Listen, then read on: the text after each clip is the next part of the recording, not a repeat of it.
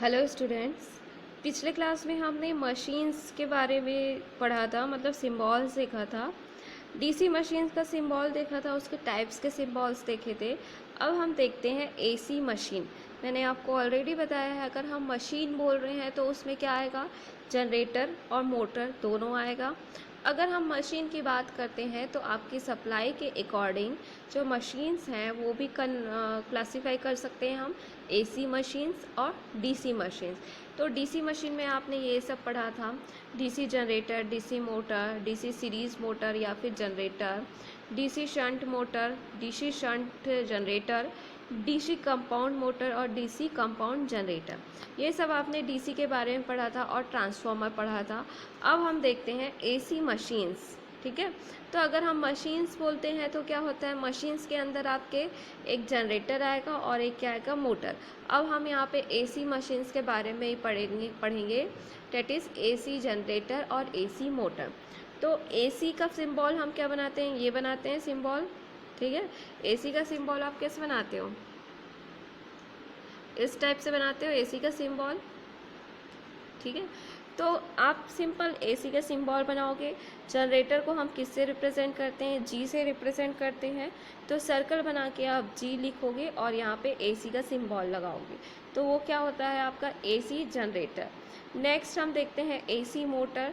तो AC motor का क्या होगा, मोटर के लिए हम क्या यूज़ करते हैं, एम यूज़ करते हैं, और एसी के लिए आप क्या करोगे, ये साइनसॉइडल सिंबल यूज़ करोगे। नेक्स्ट हम देखते हैं, ये तो आपका सिंपल एसी मशीन्स का सिंबल्स हो गया। अब क्या होता है, एसी मशीन्स में भी आपके टाइप्स होते हैं। ठीक है, तो एक जो मशीन होता है वो क्या होता है आपका, इंडक्शन मशीन। ठीक है, जो मोटर होता है ये एक्चुअल में, तो आपका जो मोटर है ये इंडक्शन मशीन के अंदर क्या पढ़ना है आपको, इंडक्शन मोटर। जो आप जनरली हर जगह पे देखोगे इंडक्शन मोटर का यूज़। तो मोटर क्या होता है आपको सिंपल पता होना चाहिए कि मोटर क्या करता है, इलेक्ट्रिकल एनर्जी को मैकेनिकल एनर्जी में कन्वर्ट करता है। मीन्स अगर आप मोटर को इलेक्ट्रिसिटी सप्लाई दोगे तो वो आउटपुट में आपको क्या देगा, कुछ मैकेनिकल वर्क देगा। तो चलिए देखते हैं, इंडक्शन मशीन में आपको जो पढ़ना है, जो सिंबल आपको यूज़ देखना है, वो है आपका इंडक्शन मोटर का। क्लियर। तो अकॉर्डिंग टू कंस्ट्रक्शन जो इंडक्शन मोटर है वो दो टाइप के होते हैं, एक होता है स्क्वायरल गेज इंडक्शन मोटर और एक होता है वाउंड रोटर इंडक्शन मोटर। मैंने आपको ऑलरेडी बोला है कि जो नेम है, जो टेक्निकल टर्म आप यूज़ करोगे उसका इंग्लिश नेम ही आपको याद रखना है। आप आगे जितने भी सब्जेक्ट्स पढ़ोगे या फिर वर्किंग फील्ड में जाओगे तो वहाँ पे आपको इंडक्शन मोटर को इंडक्शन मोटर ही बोला जाएगा, पिंजरा प्रारूपी प्रेरण मोटर नहीं बोला जाएगा। तो आप इंग्लिश नेम ही याद रखो। क्लियर। तो स्क्वायरल केज इंडक्शन मोटर और वाउंड रोटर इंडक्शन मोटर, ये कंस्ट्रक्शन के अकॉर्डिंग इसको क्लासीफाई किया है। अभी आपका एक सब्जेक्ट है ना मशीन्स, उसमें आप इसका कंस्ट्रक्शन पढ़ोगे। तो यहाँ पे मैं सिर्फ ओरल आपको बता दे रही हूँ कि क्या सिंबल हम यूज़ करते हैं। तो स्क्वायरल केज इंडक्शन मोटर के लिए हम क्या करते हैं, एक सर्कल बनाते हैं और यहाँ पे एक 3 एरो 3 लाइन ड्रॉ करते हैं। ठीक है, नेक्स्ट हम देखते हैं वाउंड रोटर इंडक्शन मोटर। तो वाउंड रोटर इंडक्शन मोटर में क्या होता है, देखिए ये आपका स्टेटर होता है और ये आपका क्या होता है, रोटर होता है। ठीक है, तीनों में आपको क्या करना है, एक लाइन ड्रॉ करना है। ठीक है, नेक्स्ट ये क्या था, कंस्ट्रक्शन के अकॉर्डिंग था। नेक्स्ट जो है वो आपका फेस के अकॉर्डिंग इसने क्लासीफाई किया है। फेस के अकॉर्डिंग इसने क्लासीफाई किया है, single phase squirrel cage induction motor और 3 phase squirrel cage induction motor. ठीक है, ये क्या था, ये दोनों कंस्ट्रक्शन के अकॉर्डिंग क्लासीफाई किया था और ये फेस के अकॉर्डिंग क्लासीफाई किया है। तो सिंगल फेस के लिए सिंगल, आप सिंपल क्या लिखना है आपको, सिंगल फेस लिखना है। मोटर है तो एम, और 3 फेस के लिए यहाँ हमने सिंपल 3 फेस डिनोट कर दिया है। फेस को हम किससे डिनोट करते हैं, फेस को हम इससे डिनोट करते हैं ना, ये क्या सिंबल है, फेस का सिंबल है। तो सिंपल आप सिंगल फेस है तो 1 ये, और अगर 3 फेस है तो 5 बोलते हो जिसको आप। ठीक है, यहाँ पे हम इलेक्ट्रिकल इंजीनियरिंग में इसको क्या बोलते हैं, हम लोग फेस बोलते हैं। ठीक, तो सिंगल फेस स्क्वायरल केज और 3 फेस स्क्वायरल केज। नेक्स्ट आप देखो 3 face wound rotor induction motor, जहाँ यहाँ पे आपने wound rotor induction motor simple पढ़ा था, अब यहाँ पे उसने 3 फेस के लिए बता दिया है, तो यहाँ पे सिंपल आपको क्या लिखना है, 3 फेस इंडक्शन मोटर लिखना है। जनरली ये नहीं पूछता है, इम्पॉर्टेंट सिम्बॉल्स का मैं एक लिस्ट दूंगी आपको, ठीक है।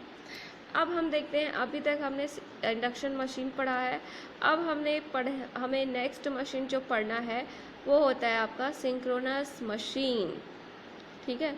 तो सिंक्रोनस जनरेटर भी होता है और सिंक्रोनस मोटर भी होता है। जैसे कि आप यहाँ पे इंडक्शन में हम जनरली क्या करते हैं, इंडक्शन मोटर ही है, ठीक है, एप्लीकेशन में इंडक्शन मोटर ही है, लेकिन यहाँ पे क्या होता है आपका सिंक्रोनस जनरेटर भी होता है और सिंक्रोनस मोटर भी होता है। तो देखो यहाँ पे सिंक्रोनस जनरेटर का सिंबल इसने क्या बनाया है, सिंपल सर्कल बनाया है, जनरेटर है तो जी, और अगर वो सिंक्रोनस है तो वहाँ पे हमने क्या लिखा है, एस लिखा है, ठीक है। सिंक्रोनस मोटर है तो क्या लिखा है इसने, एम और S, M represent motor, S represent synchronous, ठीक है। तो अब ये भी क्या होता है आपका सिंगल फेस होता है और 3 फेस होता है। तो सिंगल फेस सिंक्रोनस जनरेटर और सिंगल फेस सिंक्रोनस मोटर। तो अगर आपको क्या लगाना है, सिंगल फेस, तो आप सिंपल यहाँ पे 2 लाइन ड्रॉ करोगे, जनरेटर के लिए जी, अगर आपको मोटर शो करना है तो जी की जगह क्या लिखोगे, एम। 3 फेस के लिए यहाँ पे 3 लाइन ड्रॉ करोगे, सिंपल आपके लिखोगे जी है तो जनरेटर, एम है तो मोटर। नेक्स्ट है आपका इंडक्शन रेगुलेटर, ठीक है। यह नहीं आता है फिर भी एक बार देख लीजिए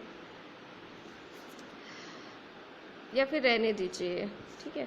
नेक्स्ट हम देखते हैं इलेक्ट्रॉनिक कंपोनेंट के सिंबल यूज देख लेते हैं, ठीक। तो इलेक्ट्रॉनिक कंपोनेंट्स के सिंबल में आपने स्कूल लेवल में भी पढ़ा होगा, अर्धचालक डायोड या फिर सेमीकंडक्टर डायोड, इंग्लिश में क्या बोलते हैं, सेमीकंडक्टर डायोड। तो डायोड का सिंबल आप क्या बनाते हो, डायोड का सिंबल हम क्या बनाते हैं, ये एनोड होता है, ये कैथोड होता है, ठीक है।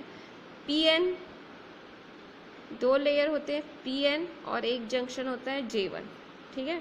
तो सेमीकंडक्टर डायोड का सिंबल हम इससे रिप्रेजेंट करते हैं, ये आपका एनोड टर्मिनल और ये क्या होता है आपका कैथोड टर्मिनल।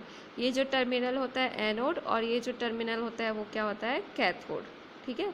एनोड को हमेशा पॉजिटिव सप्लाई मिलना चाहिए और कैथोड हमेशा किससे कनेक्टेड होना चाहिए, निगेटिव सप्लाई से। तो आप ये सिंबल बनाओ या फिर ये डाउन वाला बनाओ, दोनों एक ही है, ठीक है।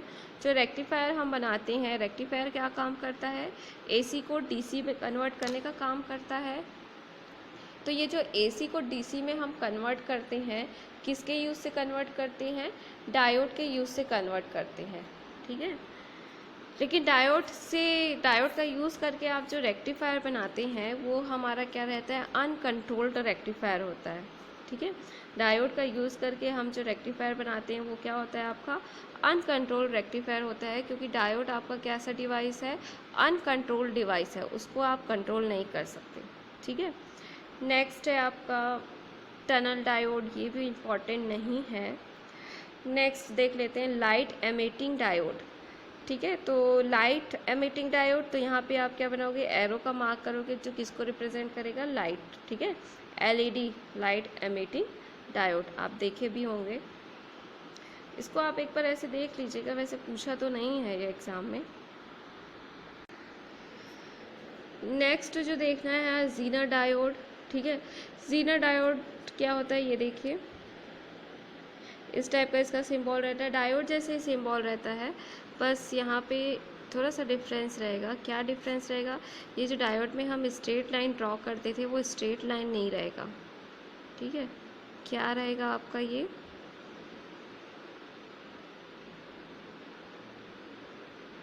इस टाइप से रहेगा।